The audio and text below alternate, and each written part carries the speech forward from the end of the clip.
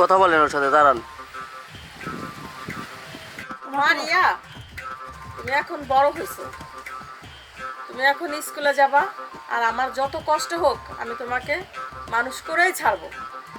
তুমি এখন স্কুলে যাও, ভালো করে পড়াশোনা করে আসো। আমি তোমার জন্য অপেক্ষা করতেছি এখানে দাঁড়াইয়া, তুমি যাও। আচ্ছা মা, আমি যাচ্ছি। আমি তোমার কথা মতো চলবো। শিক্ষাকে তোমাকে কখনো ফাঁকি দিব না। আচ্ছা মা, আমি যাই তাহলে। ওকে, টাটা।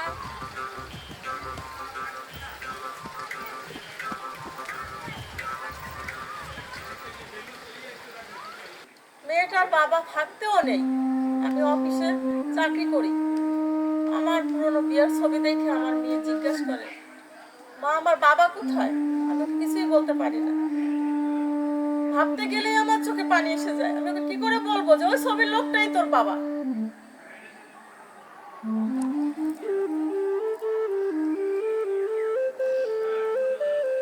এখন কেঁদে কি করবে? যখন ভালোবেসে বিয়ে করছিলাম তখন তো কাউকে বাবা মার কথা শুনো নাই, তখন তো বাবা মার কথা ভালো লাগে নাই। এখন কেঁদে কি করবে? এখন কি পরিচয়ে ওই মেয়েটারে মানুষ করবে? তাকে কি পরিচয় দিবে? এখন তো কি তোমার বলার ভাষা আছে? আছে তোমার বলার ভাষা? যদি বাবা মার কথা শুনতে তাহলে আজকে এই কান্তে হইতো না, এই দশা তোমার হইতো না। হ্যাঁ সাজু ভাই, এখন যখন আপনি আমার ভুলটা শুধরাচ্ছেন, তখন যদি আমি ভুলটা শুধরাইতে পারতাম তাহলে আর আমার জীবনে আজ এরকম আর কষ্ট হতো না। তো যা হোক, যৌবনের তাগিদে তখন আমার জীবনে আসছিল রাজীব, এসে যে বাতাসের সাথে আমার সঙ্গে বাচ্চাটা দিয়ে উদা হয়ে গেছে। এখন আমি সন্তান নিয়ে ঘুরে বেড়াচ্ছি। এবার আমার মেয়েকে নিয়ে আমি গর্ব করি, সব বাবা মারাই তাই করে।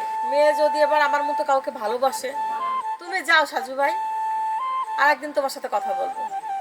মেয়ে যদি এসব দেখে তাহলে এবার কি না কি মনে করে। মেয়ের ভয়ে পাপ লুকাচ্ছ, এই কি জীবন? এটাই বাস্তবতা। আসি, যাই।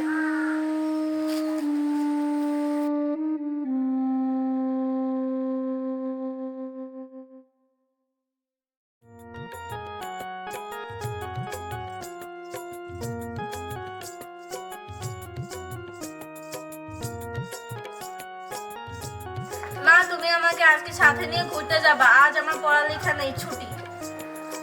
সবসময় ঘোরাফেরা করা যায় না মা, অন্য একদিন যাবি। তোমাকে আজকে আমার নিয়ে যেতেই হবে। আমাকে নিয়ে চলো, চলো, আমাকে চলো না।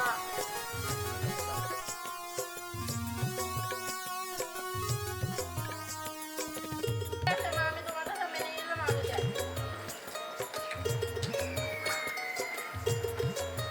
আমার মেয়ে রিয়া, ওর মনে কত আশা।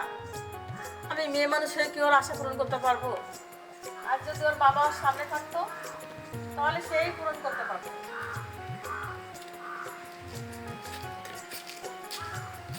শিলা ভাবি, আসো নাকি? ও শিলা ভাবি, আমি হলাম মোহিত ঘটক, পেশাদার ঘটক। শিলা ভাবি, বলো। বসেন। শোনো, কটকালি করাই আমার এ ছুরি থেকে বুড়ি পার করে আমি ঘুরি। তোমার এখানে আসলাম একটা বিয়ের প্রস্তাব নিয়ে। বলবো? বলেন। আমি মোহিত ঘটক, পেশাদার ঘটক। ঘটকালি করাই আমার পেশা। বুড়ি থেকে ছুরি পার করে দিই ভুরি ভুরি। তোমার কাছে একটা বিয়ের প্রস্তাব নিয়ে আসছি। ওই তোমার মেয়ে আছে না, ওই মেয়েকে একজন বিয়ে করতে চায়, একটু বয়স্ক। তাতে কি হয়েছে, লাখ লাখ টাকা আছে, তার সাথে তুমি বিয়ে দিতে পারো। আমার মতে বিয়ে দিয়েটা ভালো, বুঝছো?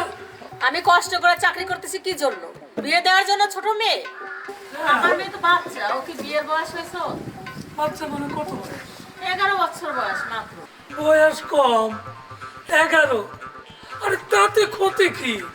10 বছরের মেয়ে আমি গোটা করে বিয়ে দিয়েছি, এর তো 11 বছর। 11 বছরেই তো মেয়েরা সামান্য হয়ে যায়, বুঝো না? তোমার কি মাথা ঠিক আছে? তোমার মেয়ের বয়স কম, কিন্তু ওই যে বড় লোক জুলমতালি জোরদার, অনেক টাকা। আমার মেয়ে এখন বিয়ে দিব না, আপনি যান, আসতে পারেন। আমার মেয়েকে লেখাপড়া শিখাবো, চাকরি করাবো, বুঝছেন? আপনি এখন যান, আর নয়তো বেশি কথা বললে আপনারা কিন্তু এখনই থানায় দেবো। এই শিলা ভাবি, তুমি আমাকে হুমকি দাও না, বিয়ে তোমার দিতে হবে, এটা আমার বলে গেলাম তোমাদের শেষ কথা। বাড়ি থেকে বেরোন আগে। আমি আবার আসবো, তুমি আমার কথাটা একটু ভাবো, মনটা নরম করো। আচ্ছা যান, আপনি ভাবে দেখবো। মেয়ে তো বিয়ে দিতে হবে, পরের ঘরে যাবে, বুঝো না? তুমিও তো মেয়ে মানুষ, তুমি যদি এইভাবে বিয়ে না করতে, তাহলে তুমি আজকে একজন গৃহবধূ। আচ্ছা ভাবে দেখি, আপনি যান, ওকে, জানাবো পরে। যাই। আচ্ছা যান। ওকে ওকে ওকে।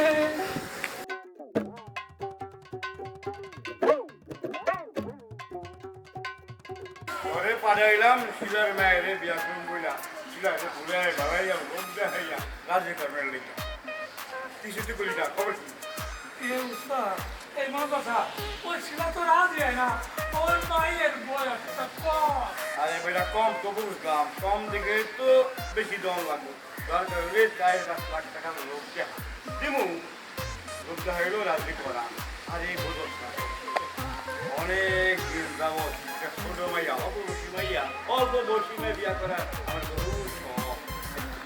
আমার ঘর মরার পর তো আর বিয়া শুরু করলাম না, কারণ শখ হয়েছে একটা পুরন ঘর, তুইও পাবি। মা কথা হ্যাঁ একটু করে বললাম, ইলাবা তোমার 11 বছরের মেয়েটা আমার মা বাপের সাথে বিয়ে না, কত জমি, কত টাকা পয়সা, সব তো তোমার হইব। মা বাপের ছেলে নাই, মেয়ে নাই, বউ নাই, তোমার মেয়ে সব ভোগ করবে। রাজি হয় না, খালি কয় আমার মায়ের বয়সটা কম, 11 বছর। আমি বললাম তোমার 11 বছর বয়স কম, আমার লিখা হয়ে যায়, নিয়ে যা। আমি কত 10 বছর হাজার হাজার কমা। আরে বেটা টাকা দিবে বাঘের শক্তি মিলে, এটা নেই। কত লাগবে? 5 লাখ কিছু 10 লাখ দিবি, আমার সব সম্পত্তির কোনো অভাব নাই, সবই তো ওই মেয়ে এই পাইব। যা রাজি করা, রাজি করা। তাহলে কমনে দেন, জমি যাতে যা দেন, অর্ধেক নিয়ে বেশি হইয়া যায়, তারপরও সব যখন মরিতে যাবো, সব পূরণ করে লই।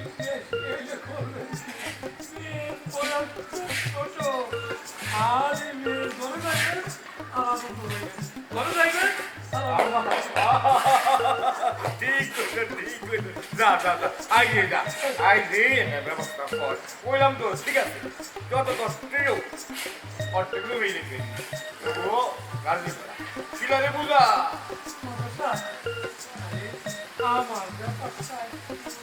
বললাম তো তোরও হইব, ভালো হইব, পোকাই নিব।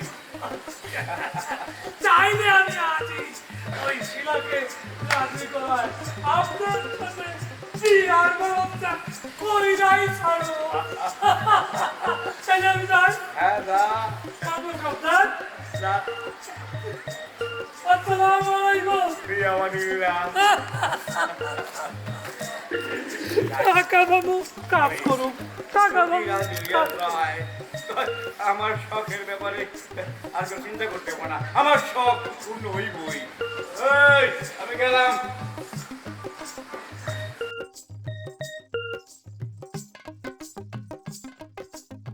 শিলাপা, আপনি দেরি করে আসলো, আমি এই বিষয়ে ম্যানেজ করি, আপনি মেয়ে আর সংসার করেন। তুমি যে আমার উপকার করো, এই যে আমি অফিসে আসি না, তারপরে বসকে বলো না, আমাকে অনেক উপকার করো। কি বল শিলাপা, তোমার কথা শুনবো না, যে তোমার সাথে খারাপ ব্যবহার করছে তাকে ঘৃণা করি আমি। শুনবা আমার মিথ্যে কথা বলি নাই, আমার স্বামীর সাথে যে ডকুমেন্ট ছিল সব সিটারের বাসায় নিয়ে গেছে। শিলাপা, আপনি সুখে দুঃখের কথা শুনতে অনেক ভালো লাগে।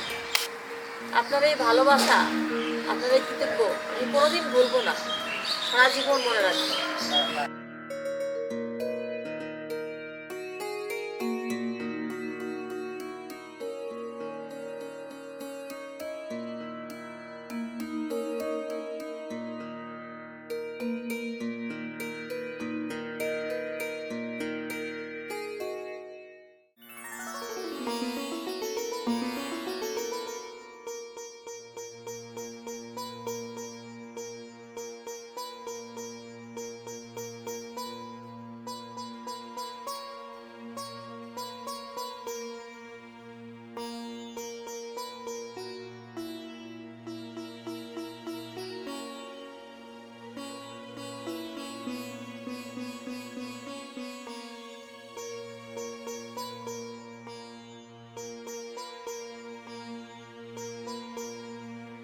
শিলাপা কেমন আছো?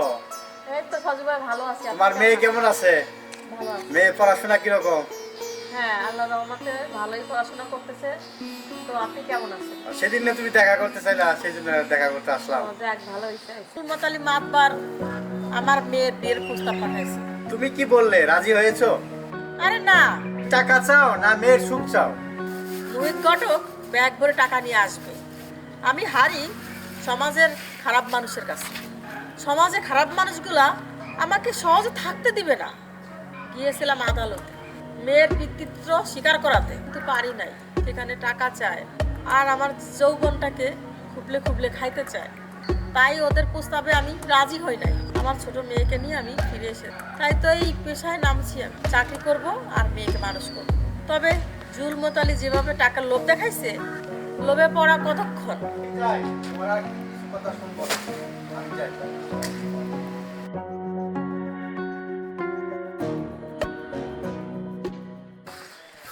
ওই বাইরে আও।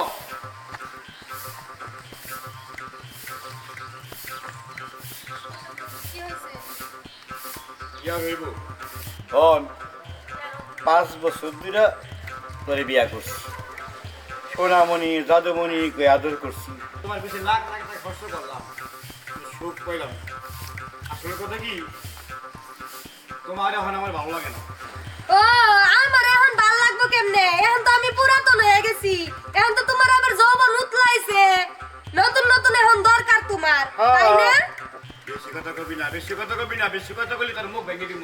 মুখ তো প্রতিদিনই তুমি ভাঙো, প্রতিদিনই তো তুমি আমার ধৈর্য ধরে মারো।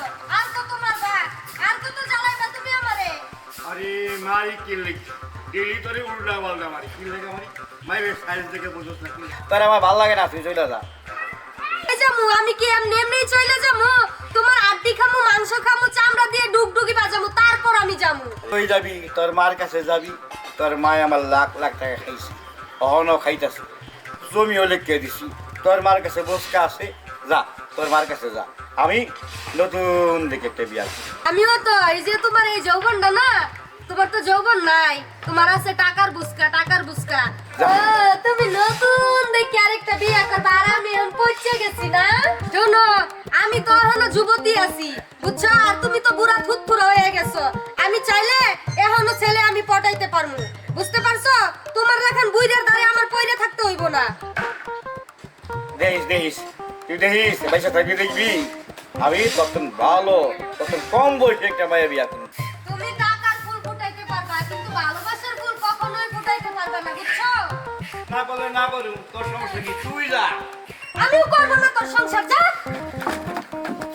আমি অন্য মেয়েদের হাত ধরে যাবো, তারপরেও তোমার সংসার। যা যা যা যা যা, দেখাই দিব আমার টাকা দিয়া তোর তুমি ভালো একটা মায়া আনি। শয়তান, তুই কামেন না।